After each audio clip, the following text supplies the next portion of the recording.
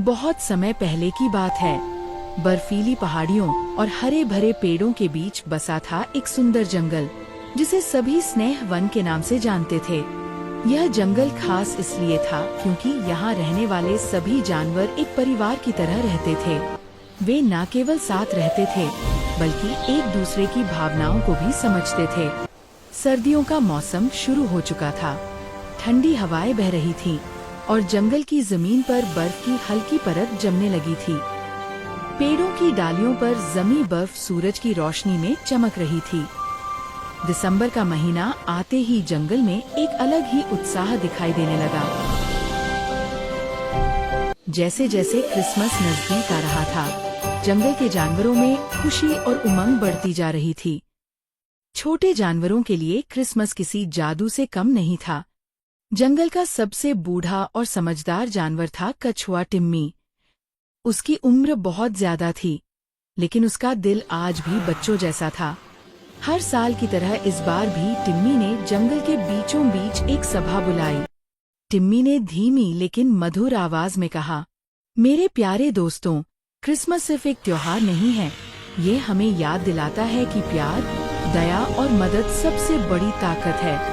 सभी जानवर ध्यान से उसकी बात सुन रहे थे। हाथी राजा सबसे आगे खड़ा था। उसके साथ हिरन रॉकी, खरगोश चिंटू, गिलहरी मीरा, बंदर गोलू, भालू ब्रूनो और रंग बिरंगे पक्षी बैठे थे। मीरा खुशी से बोली, इस बार हम सबसे बड़ा और सुंदर क्रिसमस ट्री सजाएंगे। सभी ने ताली बजाई। ये सुनकर जंगल में उत्साह की लहर दौड़ गई। अगली सुबह सभी जानवर मिलकर क्रिसमस ट्री ढूंढने निकल पड़े। वे बर्फीले रास्तों से होते हुए जंगल के उस हिस्से में पहुंचे जहां ऊंचे देवदार के पेड़ थे। काफी खोज के बाद उन्हें एक विशाल, हरा भरा और मजबूत पेड़ मिला। सबने मिलकर तय किया कि यही उनका क्रिसमस ट्री होगा। हाथी राजा ने अपनी सूंड से पेड़ को हल्के से झुकाया ताकि सजावट आसानी से हो सके। अगले कुछ दिनों तक पूरा जंगल सजावट में लगा रहा। बंदरों ने पेड़ों पर रंगीन पत्तों की मालाएं टांगी। गिलहरियों ने अखरोट, बादाम और जामुन सजाए। पक्षियों ने मधुर गीत गाए। खरगोश चिंटू ने बर्फ से छोटे छोटे स्नोमैन बनाए। पूरा जंगल किसी सपने जैसा लगने लगा।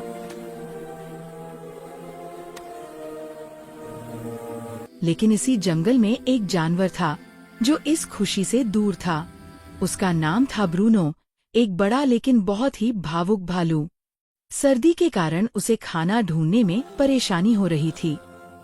उसके पास न तो सजाने के लिए कुछ था और न ही किसी ने उसे क्रिसमस की तैयारी में शामिल किया था। वह अपनी गुफा में बैठा सोच रहा था, शायद मैं इस खुशी के लायक नहीं हूँ। उसकी आंखें भर आईं। एक दिन छोटी गिलहरी मीरा ने ब्रूनो को उदास देखा। वह तुरंत कछुआ टिम्मी के पास पहुंची और सारी बात बताई। टिम्मी ने गहरी सांस ली और कहा, अगर जंगल का एक भी जानवर दुखी है तो हमारी क्रिसमस अधूरी है। टिम्मी की बात सुनकर सभी जानवर ब्रूनो के पास गए।